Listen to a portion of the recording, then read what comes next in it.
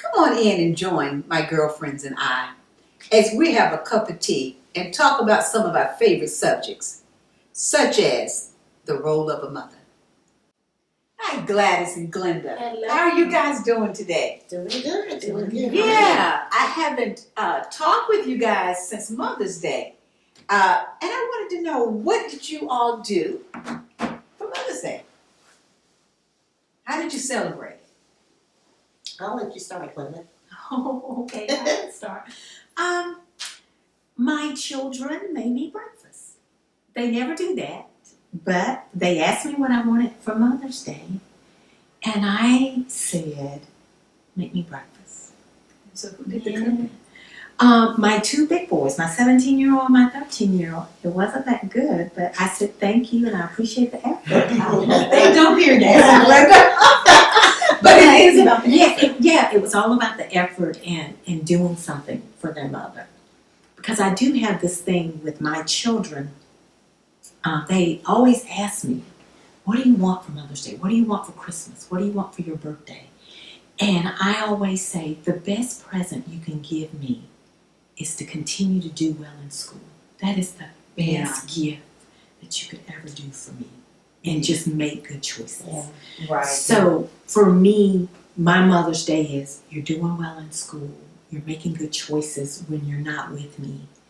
Yes. That's the biggest gift. Yes, it is. Yes. What about you, Gladys? What did you do for Mother's Day? Well, for Mother's Day this year, I spent Mother's Day with my dad. Because my kids, I was out of town with my father. Okay. And I had a really good time. And I thought, this is perfect because my mom's not here anymore. Right. So my sisters, we all gathered over at my dad's and had dinner. So it was really nice. But I think there again, just building those relationships, because just getting that phone call from my children that day saying, Mom, we love you, happy Mother's Day. I mean, like you said, it's just like they were there, because when you build that relationship with them over the years, even, Mother's Day, it's a day on the calendar, but for us as mothers, it's every day. So I just thank God for that relationship. Mother's Day for me is just spending my time with my family, but especially my children. Yes. For every moment that you can spend with your family, and especially your children. Absolutely. To me, that's Mother's. That's Yes. Mother's Day. I don't really need a bunch of gifts. No. Just to know that my girls are successful, that they're grown, able to take care of themselves, and my youngest one is married and has a wonderful husband, and that's, to me, that's been my prayer. Yes. And for the girl, and for my oldest daughter who's getting married soon, we're really pleased with the young man she's going to marry. To me, that's Mother's Day. Yes. Because now I can see the fruit of my labor. Yes. Our labor, my husband and I, and our children. Absolutely. And that's what I think that is all the work that we do. Yes. Is to be able to reap the reward, and the reward is to see your children do well. Absolutely. And be successful, whole, healthy adults. Absolutely. And that they're happy. And that they're happy. Yes. Oh my God. Yes. That's always something I'm thinking about for my kids, and I'm praying about for my children. Is that they have confidence and that they are happy within themselves. Yes. Right. Because they have a lot of obstacles out That's here. right. There's Yes. a lot of bad stuff out here. Yes. Yes, a it lot is. of things that entice our children. That's true. Right. And it's so important that we are always lifting them up as mothers. That's Exactly. right. That's right. Exactly. And That's right. empowering them and letting them know that no matter what Johnny says or Bubba says or whoever that kid is, That's right. or whoever that coworker is, that you are good and you are worthy, and You that, are worthy. and Yes. you can do all things. Right. That's right. And That's you, right. and when I hear you Absolutely. say that, Glenda, it is so important for us as mothers to instill that in our children, Absolutely. because Be it's there. Yeah. Make sure you're there, because it's like one time around. Yeah. And you've got to be there then. Later is too late. Yeah. Later is too late. And when they're thinking about this years later, you need to be a part of that memory. Yes, you do. And Yes, you building do. those close relationships, even with the conversations, just getting to know, because we're constantly getting to know ourselves as we grow. But, building those relationships with our children so that they can feel there's nothing you can't come to me and say, and I'm going to be there for you. It's not that we always like what we hear, but be there and let them know that, hey, I'm here for you. Right. You don't have to go to someone else. You can come You to can come me. to Yeah, no matter how bad it is. No matter how bad it is. And I think you made a valid point that we may not like it, Right. but we're going to support you through whatever you bring to Right, us. Yes. exactly. Yes. Yeah. Exactly. Because, we have all been children. That's right. And sometimes as adults, we forget. Yes. And we become, I guess, bigger than life sometimes. Yes. And Narrow forget. in our thinking. And I like that, Glenda. I We love become it. narrow in our thinking Yes. because we have made mistakes. Yes. And we have to allow our kids to make those mistakes. Yes. Even with salvation and God, we Yes. talk about that sometimes. I want our children to grow up and have a relationship, Right. a spiritual relationship. And sometimes we want it to go from A to A, and don't let them grow from A to Z because it takes a while for children to grow in all areas, and we can't put that upon them to be where we want them to be overnight. They have to have that time to develop and grow. Exactly. We have that time to develop and grow. Absolutely. And so I think that's part of motherhood, as one aspect of motherhood, Yes. where there's many other areas of motherhood that we need to think about. And I would love for us to talk about as many as we can, because I'm sure there are young mothers out here maybe listening to us. Yes. Well, one area, Claire, and Gladys, that I think about is we have a huge role in discipline.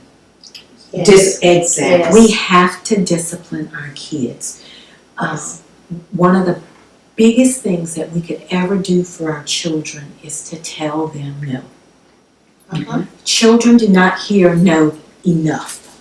Absolutely. If- Absolutely. The research shows that if children are heard the word no, then it just better prepares them for this world that will tell them no all the time. And that no includes no, you didn't get the job, no, you didn't meet the qualifications, or no. You know, Right. The reality. Yeah. Yes. And so they have to be prepared, and we need to be able to say, no, we're not doing this. Yes. No, not today. And Glenda, that you say that, I work with children in my occupation, and that seems to be the biggest issue for most of our children in reference to discipline. Absolutely. When they are told no, there's normally a breakdown, Yes. and Yes. they cannot. Tantrum City. Yes, Yes. Yes. yes, and it's amazing. And you say to them, sweetie, everything is not going to always go your way. And you have to accept that sometimes. But many of the children that I work with have a really hard time with accepting no. Well, I think that's the tough part, because as parents, we're working, we have difficulties that arise that interfere with our ability sometimes to truly parent the way we need to parent. So it's easier to say yes. Yes. And there's got to be a balance. Yes. Yeah, There has to be a there has to be a balance. balance. But okay, so when we talk about there's a way to parent, I think that's a great next discussion, Glenda, because so many mothers as well as fathers don't know how to parent. Is parenting tearing your child down with verbal abuse? Does parenting include corporal punishment? And don't want to get into a negative and a yay and a nay with that. Mm-hmm. I've grown in my thinking now that I really don't necessarily agree with corporal punishment, spanking. Yeah. But I think if you're going to do that, there's a way to do that. Well, and the reality of that is, Claire, is that North Carolina law allows you to spank your children in an appropriate manner. Right. So in the work that I do, I don't ever tell parents not to spank their children. But I do tell parents, and the reason why I don't tell them not to spank their kids. It's because North Carolina law says that they can't. Can. But I do say to them, if you use certain parenting strategies, you don't ever have to lay a hand on your children. You know? And I like that, Glenda, because the old way that most of us probably was reared, and I'm thinking you guys may have, but I know I was. We were spanked growing up. Right. But I think spanking has to be go alongside a lot of love. Yes. Yes. You can't just Yes. spank a child and send a child to a room and let them soak and become more angry. I don't think that does any good. I think anything that you do need to be paired off with love Yes. and an explanation. Absolutely. But not to spank a child till you abuse a child and your child is marked up and that's abuse. That's abuse. That's a different level. That's a whole different Yeah. level, and that's abuse. But I think, Claire, you just said it so beautifully that spanking is about, this is why you're getting this. I still love you. The explanation part of it. Right. Not just bam, bam, bam. And then the kid goes off to the room and there's no discussion about it. Right. And what about the words, that mothers, the type of words that should come out of our mouth Yes. when we're speaking to our children? Right. I witnessed some years ago, I was sitting at a restaurant, actually it was a pizza place one night, when I ran inside to get a pizza. And I sat next to a younger mother who had about 3 children, and there was a small one in the back seat. But our older one child was in the front seat, and the pizza guy brought the pizza out to her. And her window was down.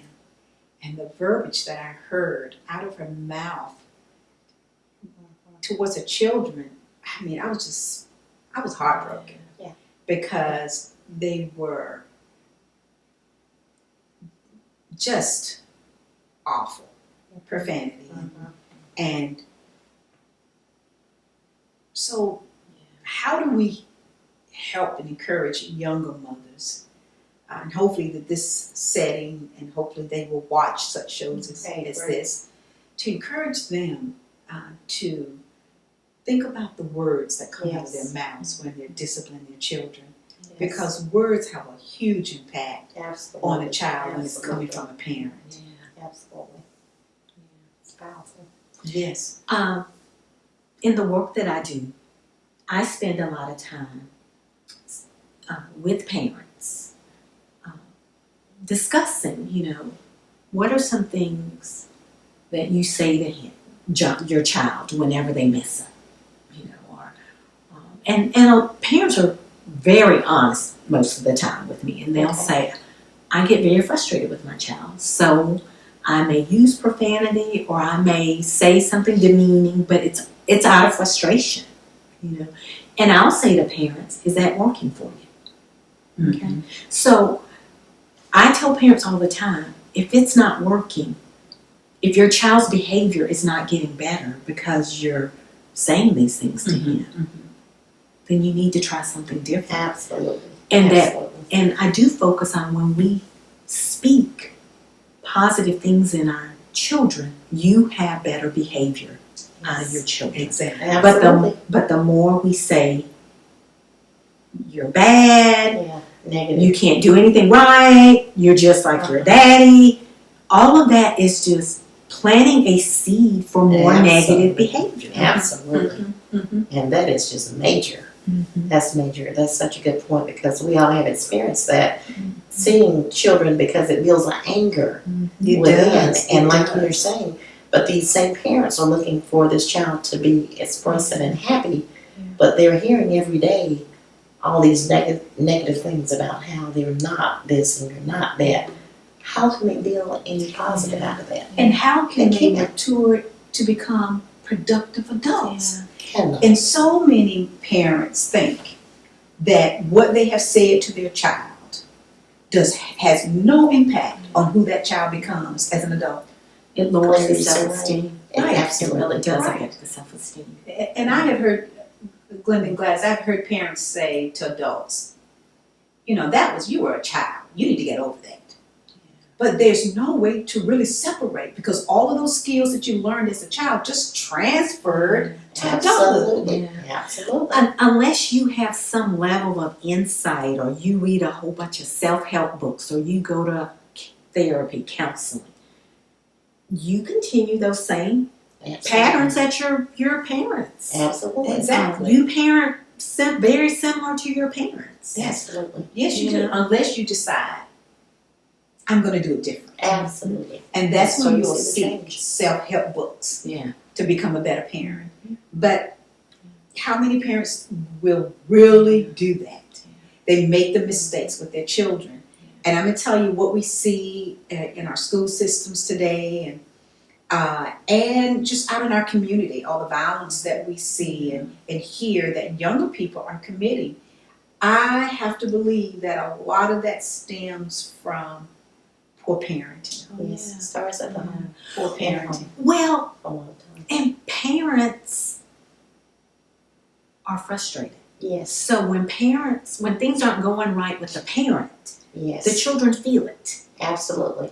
And that's Absolutely. where we as mothers, Mhm. that's where that self-care comes in. Right. You're right. I can remember many, many, many years ago, one of my kids said, and he was about 9, Mommy, you haven't gone to the gym. Because and basically he said, I said, what are you talking about? He says, you're yelling at us. When you go to the gym, you're so calm. And you're so calm, you need to go to the gym. So my own 9-year-old recognized that when I go to the gym, I'm a happier, healthier mommy. I'm a nicer mommy. Wow, look at that. Right. Perfect example. Yeah, it's just so. And it does make you a Yes. happier mom. Yes, it does. I mean, so a lot of, especially young mothers, they have a lot of responsibility. Just being a mother is Yeah, absolutely. it's a Full huge time. responsibility. It's a huge responsibility. And if they don't have even that kind of skill to know, okay, I've had a tough day. I'm trying to figure out how I'm going to pay my rent. I just had an argument with my boss. Blah blah blah. The children may feel that anxiety or that Right. frustration. Right. And if they Yes. don't know, I need to go take a walk, or if they don't have the coping skills, then There the you go. children just feel all of that. Right.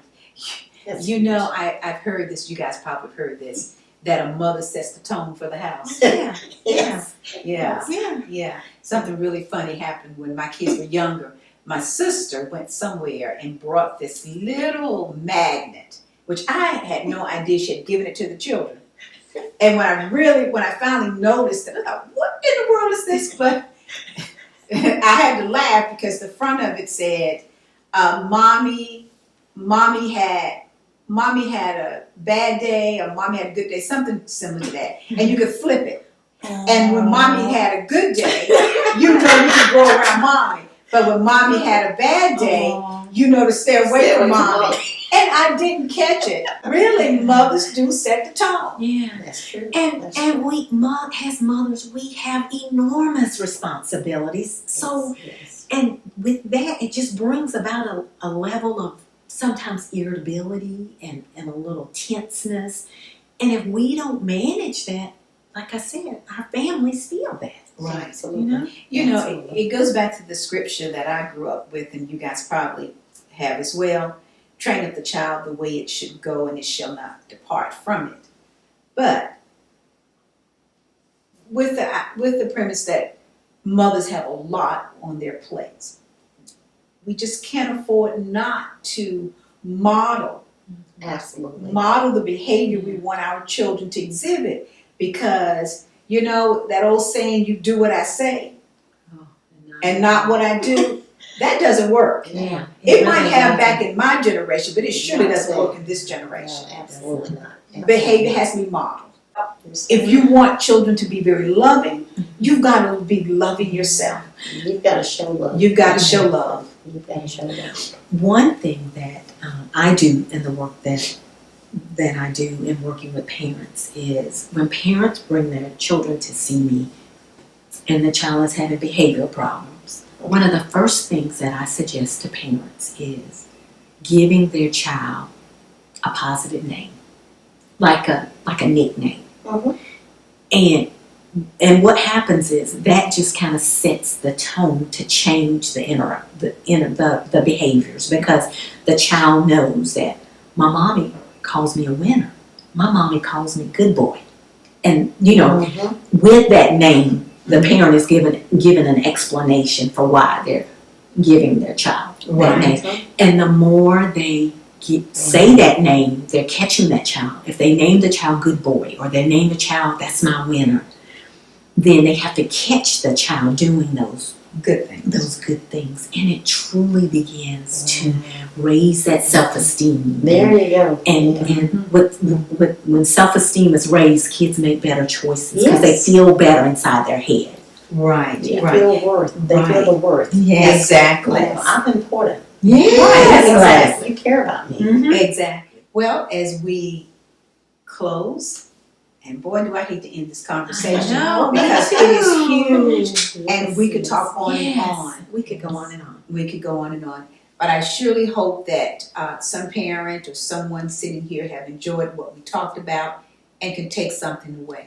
So as we close today, we will close as usual. What